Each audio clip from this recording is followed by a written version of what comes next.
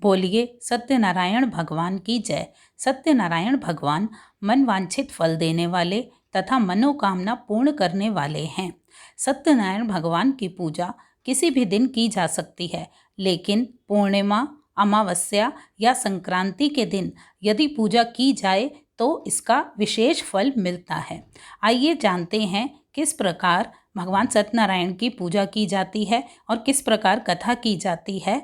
आइए जानते हैं। भगवान सत्यनारायण को चरणामृत तथा पंजीरी का भोग लगाया जाता है। आइए जानते हैं किस प्रकार भगवान का भोग बनाया जाता है। सबसे पहले हम पंजीरी बनाएंगे।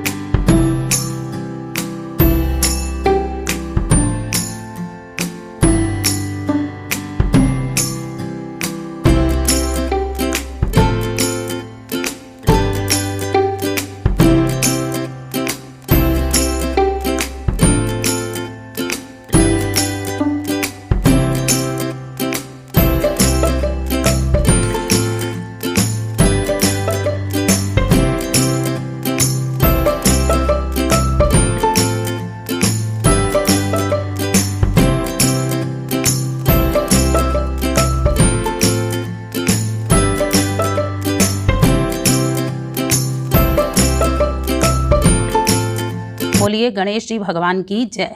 श्री सत्यनारायण भगवान की जय। लक्ष्मी माता की जय। श्री सत्यनारायण व्रत कथा, पहला अध्याय। एक समय नैमिषारण्य तीर्थ में शौनकादि 88,000 ऋषियों ने श्री सूत जी से पूछा, हे प्रभु, इस कलयुग में वेद विद्या रहित मनुष्यों को प्रभु भक्ति किस प्रकार मिलेगी तथा उनका उद्धार कैसे होगा। इसलिए हे मुनिश्रेष्ठ, कोई ऐसा तप कहिए जिससे थोड़े समय में पुण्य प्राप्त हो तथा मन वांछित फल मिले। वह कथा सुनने की हमारी इच्छा है। सर्वशास्त्र ज्ञाता श्री सूत जी बोले, हे वैष्णवों में पूज्य, आप सबने प्राणियों के हित की बात पूछी है। अब मैं उस श्रेष्ठ व्रत को आप लोगों से कहूंगा जिस व्रत को नारद जी ने लक्ष्मी नारायण से पूछा था और लक्ष्मीपति ने मुनि श्रेष्ठ नारद जी से कहा था। सो सभी ध्यान से सुने। एक समय योगीराज नारद जी दूसरों के हित की इच्छा से अनेक लोकों में घूमते हुए मृत्यु लोक में आ पहुंचे। यहाँ अनेक योनियों में जन्मे हुए प्राय सभी मनुष्यों को अपने कर्मों द्वारा अनेक दुखों से पीड़ित देखकर सोचा, किस यत्न के करने से निश्चय ही प्राणियों के दुखों का नाश हो सकेगा। ऐसा मन में सोचकर विष्णु लोक को गए। वहां श्वेत वर्ण और 4 भुजाओं वाले देवों के ईश नारायण को देखकर, जिनके हाथों में शंख चक्र गदा और पद्म थे तथा वरमाला पहने हुए थे, स्तुति करने लगे, हे भगवान, आप अत्यंत शक्ति से संपन्न हैं। मन और वाणी आपको नहीं पा सकती। आपका आदि मध्य अंत भी नहीं है। निर्गुण स्वरूप, सृष्टि के आदि भूति व भक्तों के दुखों को नष्ट करने वाले हो, आपको मेरा नमस्कार है। नारद जी से इस प्रकार की स्तुति सुनकर विष्णु भगवान बोले, हे मुनिश्रेष्ठ, आपके मन में क्या है? आपका किस काम के लिए आगमन हुआ है? निसंकोच कहो। तब नारद मुनि बोले, मृत्युलोक में सब मनुष्य जो अनेक योनियों में पैदा हुए हैं, अपने अपने कर्मों के द्वारा अनेक प्रकार के दुखों से दुखी हो रहे हैं। हे नाथ, मुझ पर दया रखते हो तो बताओ कि उन मनुष्यों के सब दुख थोड़े ही प्रयत्न से कैसे दूर हो सकते हैं। हे नारद, मनुष्यों की भलाई के लिए तुमने बहुत अच्छी बात पूछी है। जिस काम के करने से मनुष्य मोह से छूट जाता है, वह मैं कहता हूँ सुनो। बहुत पुण्य देने वाला, स्वर्ग तथा मृत्यु लोक दोनों में दुर्लभ एक उत्तम व्रत है। आज मैं प्रेमवश होकर तुमसे कहता हूँ, सत्यनारायण भगवान का यह व्रत अच्छी तरह विधि पूर्वक करके मनुष्य आयु पर्यंत यहाँ सुख भोग कर मरने पर मोक्ष को प्राप्त होता है। श्री भगवान के वचन सुनकर नारद मुनि बोले कि उस व्रत का फल क्या है, क्या विधान है और किसने यह व्रत किया है और किस दिन यह व्रत करना चाहिए, विस्तार से कहिए। भगवान बोले, दुख शोक आदि को दूर करने वाला, धन धान्य को बढ़ाने वाला, सौभाग्य तथा संतान को देने वाला, यह व्रत सब स्थानों पर विजयी करने वाला है। भक्ति और श्रद्धा के साथ किसी भी दिन मनुष्य श्री सत्यनारायण की शाम के समय ब्राह्मणों और बंधुओं के साथ धर्मपरायण होकर पूजा करे। भक्ति भाव से नैवेद्य केले का फल, घी, दूध और गेहूं का चूर्ण सवाया ले। गेहूं के अभाव में साठी का चूर्ण, शक्कर तथा गुड़ ले और सब भक्षण योग्य पदार्थ जमा करके भगवान को अर्पण करे तथा बंधुओं सहित ब्राह्मणों को भोजन करावे। पश्चात स्वयं भोजन करे। नृत्य गीत आदि का आचरण कर सत्यनारायण भगवान का स्मरण करते हुए समय व्यतीत करे। इस तरह व्रत करने पर मनुष्य की इच्छा निश्चय ही पूरी होती है। विशेषकर कलिकाल में भूमि पर यही मोक्ष का सरल उपाय है। बोलो श्री सत्यदेव भगवान की जय। दूसरा अध्याय। सूत जी बोले, हे ऋषियों, जिसने पहले समय में इस व्रत को किया है उसका इतिहास कहता हूँ, ध्यान से सुनो। सुंदर काशीपुरी नगरी में एक अत्यंत निर्धन ब्राह्मण रहता था। वह भूख और प्यास से बेचैन हुआ नित्य पृथ्वी पर घूमता था। ब्राह्मणों से प्रेम करने वाले भगवान ने ब्राह्मण को दुखी देखकर बूढ़े ब्राह्मण का रूप धरकर उसके पास जाकर आदर से पूछा, हे विप्र, नित्य दुखी हुआ पृथ्वी पर क्यों घूमता है? हे श्रेष्ठ ब्राह्मण, यह सब मुझसे कहो, मैं सुनना चाहता हूँ। ब्राह्मण बोला, मैं निर्धन हूँ, भिक्षा के लिए पृथ्वी पर फिरता हूँ। हे भगवान, यदि आप इसका उपाय जानते हो तो कृपा कर कहें। वृद्ध ब्राह्मण बोला, सत्यनारायण भगवान मन वांछित फल देने वाले हैं, इसलिए हे ब्राह्मण, तू उनका पूजन कर, जिसके करने से मनुष्य सब दुखों से मुक्त होता है। ब्राह्मण को व्रत का सारा विधान बताकर बूढ़े ब्राह्मण का रूप धारण करने वाले सत्यनारायण भगवान अंतर्ध्यान हो गए। जिस व्रत को वृद्ध ब्राह्मण ने बताया है मैं उसको करूंगा, यह निश्चय करके उसे रात में नींद भी नहीं आई। वह सवेरे उठकर सत्यनारायण के व्रत का निश्चय कर भिक्षा के लिए चला। उस दिन उसको भिक्षा में बहुत धन मिला, जिससे बंधु बांधवों के साथ उसने सत्यनारायण का व्रत करा। इसके करने से वह ब्राह्मण सब दुखों से छूटकर अनेक प्रकार की संपत्तियों से युक्त हुआ। उस समय से वह ब्राह्मण हर मास व्रत करने लगा। इस तरह सत्यनारायण भगवान के व्रत को जो करेगा वह सब पापों से छूटकर मोक्ष को प्राप्त होगा। आगे जो पृथ्वी पर सत्यनारायण भगवान का व्रत करेगा वह मनुष्य सब दुखों से छूट जाएगा। इस तरह नारद जी ने सत्यनारायण का कहा हुआ यह व्रत मैंने तुमसे कहा है। हे विप्रो, मैं अब और क्या कहूँ? ऋषि बोले, हे मनीश्वर, संसार में इस ब्राह्मण से सुनकर किस किसने इस व्रत को किया है, हम सब सुनना चाहते हैं। इसके लिए हमारे मन में श्रद्धा है। सूत जी बोले, हे मुनियों, जिस जिसने इस व्रत को किया है वह सब सुनो। एक समय एक ब्राह्मण धन और ऐश्वर्य के अनुसार बंधु बांधवों के साथ व्रत करने को तैयार हुआ। उसी समय एक लकड़ी बेचने वाला बूढ़ा आदमी आया और बाहर लकड़ियों को रखकर ब्राह्मण के मकान में गया। प्यास से दुखी लकड़हारा उनको व्रत करते देखकर ब्राह्मण को नमस्कार करके कहने लगा, आप यह क्या कर रहे हैं और इसके करने से क्या फल मिलता है? कृपा कर मुझसे कहें। ब्राह्मण ने कहा, सब मनोकामनाओं को पूरा करने वाला यह सत्यनारायण भगवान का व्रत है। इनकी ही कृपा से मेरे यहाँ धन धान्य आदि की वृद्धि हुई है। ब्राह्मण से इस व्रत के बारे में जानकर लकड़हारा बहुत प्रसन्न हुआ। चरणामृत ले और प्रसाद खाने के बाद अपने घर को गया। लकड़हारे ने अपने मन में इस प्रकार का संकल्प किया कि आज ग्राम में लकड़ी बेचने से जो धन मिलेगा उसी से सत्यनारायण देव का उत्तम व्रत करूंगा। यह मन में विचार कर वह बूढ़ा आदमी लकड़ियां अपने सिर पर रखकर जिस नगर में धनवान लोग रहते थे ऐसे सुंदर नगर में गया। उस रोज वहां पर उसे उन लकड़ियों का दाम पहले दिनों से चौगुना मिला। तब वह बूढ़ा लकड़हारा दाम ले और अति प्रसन्न हो पक्के केले की फली, शक्कर, घी, दूध, दही और गेहूं का चून इत्यादि सत्यनारायण भगवान के व्रत की कुल सामग्री लेकर अपने घर गया। फिर उसने अपने भाइयों को बुलाकर विधि के साथ भगवान का पूजन किया और व्रत किया। उस व्रत के प्रभाव से वह बूढ़ा लकड़हारा धन, पुत्र आदि से युक्त हुआ और संसार के समस्त सुख भोगकर बैकुंठ को चला गया। बोलो श्री सत्यदेव भगवान की जय। तीसरा अध्याय। सूत जी बोले, हे श्रेष्ठ मुनियों, अब आगे की कथा कहता हूँ, सुनो। पहले समय में उल्कामुख नाम का एक बुद्धिमान राजा था। वह सत्यवक्ता और जितेंद्रिय था। प्रतिदिन देव स्थानों पर जाता तथा गरीबों को धन देकर उनके कष्ट दूर करता था। उसकी पत्नी कमल के समान मुख वाली और सती साध्वी थी। भद्रशिला नदी के तट पर उन दोनों ने श्री सत्यनारायण का व्रत किया। उस समय में वहां एक साधु वैश्य आया। उसके पास व्यापार के लिए बहुत सा धन था। वह नाव को किनारे पर ठहराकर राजा के पास आ गया और राजा को व्रत करते हुए देखकर विनय से पूछने लगा, हे राजन, भक्ति युक्त चित्त से आप यह क्या कर रहे हैं? मेरी सुनने की इच्छा है, सो आप मुझे बताइए। राजा बोला, हे साधु, अपने बांधवों के साथ पुत्र आदि की प्राप्ति के लिए महाशक्तिवान सत्यनारायण भगवान का व्रत व पूजन किया जा रहा है। राजा के वचन सुनकर साधु आदर से बोला, हे राजन, मुझसे इसका सब विधान कहिए। मैं भी आपकी कथानुसार इस व्रत को करूंगा। मेरे भी कोई संतान नहीं है और इससे निश्चय ही होगी। राजा से सब विधान सुनकर व्यापार से निवृत्त हो वह आनंद के साथ घर गया। साधु ने अपनी स्त्री से संतान देने वाले उस व्रत का समाचार सुनाया और कहा, जब मेरे संतान होगी तब मैं इस व्रत को करूंगा। साधु ने ऐसे वचन अपनी स्त्री लीलावती से कहे। एक दिन उसकी स्त्री लीलावती पति के साथ आनंदित हो संसारिक धर्म में प्रवृत्त होकर सत्यनारायण भगवान की कृपा से गर्भवती हो गई तथा 10वें महीने में उसके एक सुंदर कन्या का जन्म हुआ। दिनों दिन वह इस तरह बढ़ने लगी जैसे शुक्ल पक्ष का चंद्रमा बढ़ता है। कन्या का नाम कलावती रखा गया। तब लीलावती ने मीठे शब्दों में अपने पति से कहा कि जो आपने संकल्प किया था कि भगवान का व्रत करूंगा, अब आप उसे करें। साधु बोला, हे प्रिय, इसके विवाह पर करूंगा। इस प्रकार अपनी पत्नी को आश्वासन दे वह नगर को गया। कलावती पितृगृह में वृद्धि को प्राप्त हो गई। साधु ने जब नगर में सखियों के साथ अपनी पुत्री को देखा तो तुरंत दूत बुलाकर कहा कि पुत्री के लिए कोई सुयोग्य वर देखकर लाओ। साधु की आज्ञा पाकर दूत कंचन नगर पहुंचा और वहां पर बड़ी खोज और देखभाल कर लड़की के लिए सुयोग्य वणिक पुत्र को ले आया। उस सुयोग्य लड़के को देखकर साधु ने अपने बंधु बांधवों सहित प्रसन्नचित अपनी पुत्री का विवाह उसके साथ कर दिया। किंतु दुर्भाग्य से विवाह के समय भी वह व्रत करना भूल गया। तब श्री भगवान क्रोधित हो गए और श्राप दिया कि तुम्हें दारुण दुख प्राप्त होगा। अपने कार्य में कुशल साधु बनिया जमाता सहित समुद्र स्थित रत्नपुर नगर में गया और वहां दोनों ससुर जमाई चंद्रकेतु राजा के उस नगर में व्यापार करने लगे। एक रोज भगवान श्री सत्यनारायण की माया से प्रेरित कोई चोर राजा का धन चुराकर भागा जा रहा था, किंतु राजा के दूतों को आता देखकर चोर ने घबराकर भागते हुए राजा के धन को वहीं चुपचाप रख दिया जहां वो ससुर जमाई ठहरे थे। जब दूतों ने उस साधु वैश्य के पास राजा के धन को देखा तो दोनों को बांधकर ले गए और प्रसन्नता से दौड़ते हुए राजा के पास जाकर बोले, हम ये 2 चोर पकड़कर लाए हैं, देखकर आज्ञा दें। तब राजा की आज्ञा से उनको कठोर कारावास में डाल दिया और उनका सब धन छीन लिया। सत्यनारायण भगवान के श्राप द्वारा उनकी पत्नी भी घर पर बहुत दुखी हुई और घर पर जो धन रखा था वह चोर चुरा कर ले गए। शारीरिक व मानसिक पीड़ा तथा भूख प्यास से अति दुखित हो अन्न की चिंता में कलावती एक ब्राह्मण के घर गई। वहां उसने सत्यनारायण भगवान का व्रत होते देखा। फिर कथा सुनी तथा प्रसाद ग्रहण कर रात घर को आई। माता ने कलावती से कहा, पुत्री, अब तक कहाँ रही और तुम्हारे मन में क्या है? कलावती बोली, हे माँ, मैंने एक ब्राह्मण के घर श्री सत्यनारायण भगवान का व्रत देखा है। कन्या के वचन सुनकर लीलावती भगवान के पूजन की तैयारी करने लगी। लीलावती ने परिवार और बंधुओं सहित श्री सत्यनारायण भगवान का पूजन किया और वर मांगा कि मेरे पति और दामाद शीघ्र आ जावें।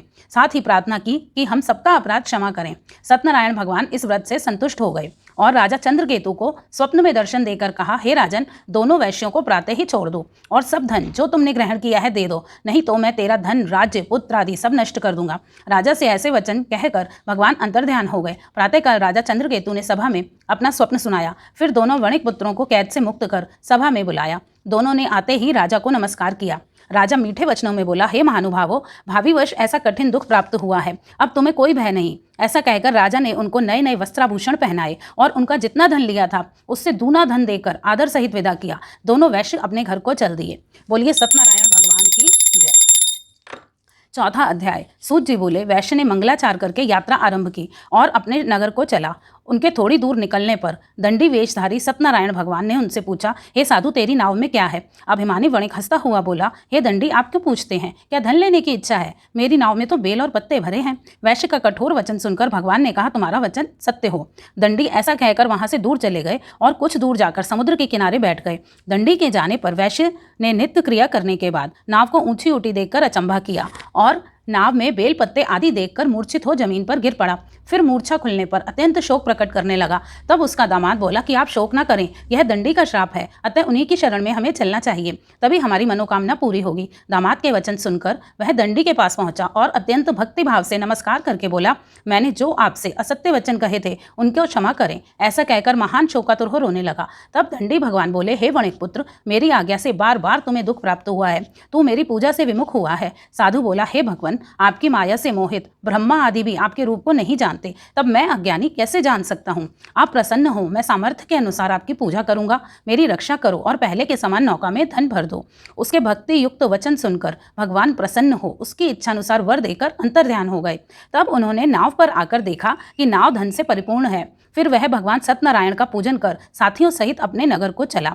अब अपने नगर के निकट पहुंचा, तब दूत को घर भेजा। दूत ने साधु के घर जाकर उसकी स्त्री को नमस्कार कर कहा, साधु अपने दामाद सहित इस नगर के समीप आ गए हैं। ऐसा वचन सुनकर साधु की स्त्री बड़े हर्ष के साथ सत्यदेव का पूजन कर पुत्री से कहने लगी, मैं अपने पति के दर्शन को जाती हूँ, तू कार्य पूर्ण करके शीघ्र आना। माता के ऐसे वचन सुनकर कलावती प्रसाद छोड़कर पति के पास गई। प्रसाद की अवज्ञा के कारण सत्यदेव ने रुष्ट होकर उसके पति को नाव सहित पानी में डुबो दिया। कलावती अपने पति को ना देखकर रोती हुई जमीन पर गिर गई। इस तरह नौका को डूबा हुआ और कन्या को रोता देखकर साधु दुखी होकर बोला, हे प्रभु, मुझसे या मेरे परिवार से जो भूल हुई है उसे क्षमा करें। उसके दीन वचन सुनकर सत्यदेव प्रसन्न हो गए और आकाशवाणी हुई, हे साधु, तेरी कन्या मेरे प्रसाद को छोड़कर आई है, इसीलिए इसका पति अदृश्य हुआ है। यदि वह घर जाकर प्रसाद खाकर लौटे तो इसे पति अवश्य मिलेगा। ऐसी आकाशवाणी सुनकर कलावती ने घर पहुंचकर प्रसाद खाया, फिर आकर पति के दर्शन किए। तत्पश्चात साधु ने बंधु बांधवों सहित सत्यदेव का विधि पूर्वक पूजन किया। उस दिन से वह पूर्णिमा को सत्यनारायण का पूजन करने लगा। फिर इस लोक का सुख भोगकर अंत में स्वर्गलोक को गया। बोलो श्री सत्यदेव भगवान की जय। 5वां अध्याय। सूत जी बोले, हे ऋषियों, मैं और भी कथा कहता हूँ, सुनो। प्रजापालन में लीन तुंगध्वज नाम का राजा था। उसने भी भगवान का प्रसाद त्याग कर बहुत दुख पाया। एक समय वन में जाकर वन्य पशुओं को मारकर बड़ के पेड़ के नीचे आया। वहां उसने ग्वालों को भक्ति भाव से बांधवों सहित श्री सत्यनारायण का पूजन करते देखा। राजा देखकर भी अभिमानवश वहां नहीं गया और ना ही नमस्कार ही किया। जब ग्वालों ने भगवान का प्रसाद उसके सामने रखा तो वह प्रसाद को त्याग कर अपनी सुंदर काशी नगरी को चला। वहीं उसने अपना सब कुछ नष्ट पाया तो जान गया कि यह सब भगवान ने किया है। तब वह विश्वास कर ग्वालों के समीप गया और विधि पूर्वक पूजन कर प्रसाद खाया तो सत्यदेव की कृपा से पहले जैसा था वैसा ही हो गया। फिर दीर्घ काल तक सुख भोग कर मरने पर स्वर्गलोक को गया। जो मनुष्य इस परम दुर्लभ व्रत को करेगा, भगवान की कृपा से उसे धन धान्य की प्राप्ति होगी। निर्धन धनी और बंदी बंधन से मुक्त होकर निर्भय हो जाता है। संतानहीनों को संतान प्राप्ति होती है तथा सब मनोरथ पूर्ण होकर अंत में वैकुंठ धाम को जाता है। जिन्होंने पहले इस व्रत को किया, अब उनके दूसरे जन्म की कथा कहता हूँ। वृद्ध शतानंद ब्राह्मण ने सुदामा का जन्म लेकर मोक्ष को पाया। उल्कामुख नाम का राजा दशरथ होकर वैकुंठ को प्राप्त हुआ। साधु नाम के वैश्य ने मोरध्वज बनकर अपने पुत्र को आरे से चीरकर मोक्ष को प्राप्त किया। महाराज तुंगध्वज ने स्वयंभू होकर भगवान में भक्ति युक्त कर्म कर मोक्ष को प्राप्त किया। बोलो श्री सत्यदेव भगवान की जय।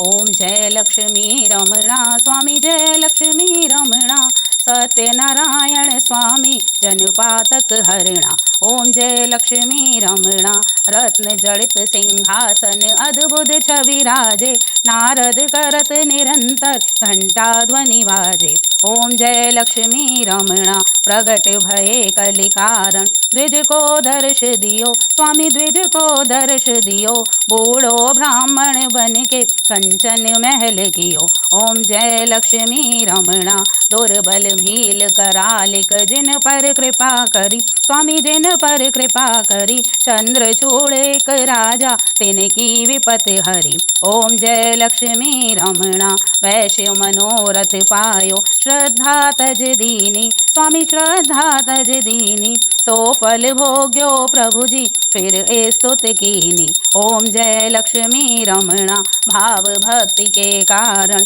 छिन छिन रूप धरो, श्रद्धा धारण कीनी, तिनको काज सरो। ओम जय लक्ष्मी रमणा ग्वाल बाल संग राजा, वन में भक्ति करी स्वामी, वन में भक्ति करी, मन वांछित फल दीनो, दीन दयाल हरि। ओम जय लक्ष्मी रमणा चढ़त प्रसाद सवायो कदली फल मेवा स्वामी कदली फल मेवा धूप दीप तुलसी से राजी सतदेवा। ओम जय लक्ष्मी रमणा श्री सत्यनारायण जी की आरत जो कोई नर गावे कहत शिवानंद स्वामी मनवांछित फल पावे। ओम जय लक्ष्मी रमणा।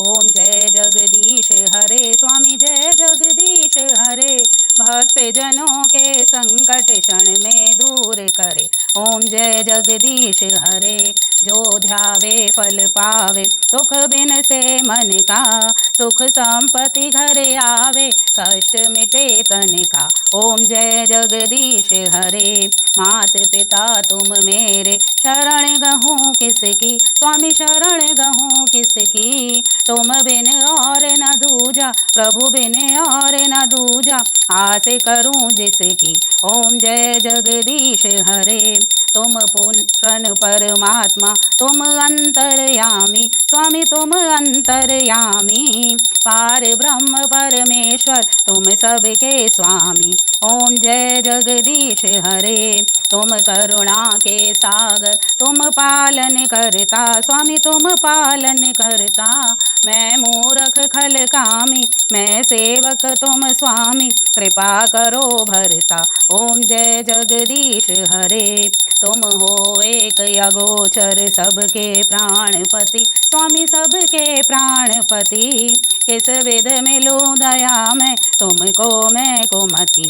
ओम जय जगदीश हरे दीन बंधु दुख हरता तुम ठाकुर मेरे स्वामी तुम रक्षक मेरे अपने हाथ उठाओ करुणा हस्त बढ़ाओ द्वार पड़ा तेरे। ओम जय जगदीश हरे विषय विकार मिटाओ पाप हरो देवा स्वामी पाप हरो देवा श्रद्धा भक्ति बढ़ाओ संतन की सेवा। ओम जय जगदीश हरे ओम जय जगदीश हरे स्वामी जय जगदीश हरे भक्त जनों के संकट क्षण में दूर करे। ओम जय जगदीश हरे। बोलिए सत्यनारायण भगवान की जय। कर्पूर गौरम करुणावतारम संसार सारम भुजगेन्द्रहारम सदा वसंतम हृदयारविंदे भवम भवानी सहितं नमामि भवम भवानी सहितं नमामि। त्वमेव माता च पिता त्वमेव त्वमेव बन्धु च सखा त्वमेव त्वमेव विद्या द्रविणं त्वमेव त्वमेव सर्वं मम देव देवा त्वमेव सर्वं मम देव देवा।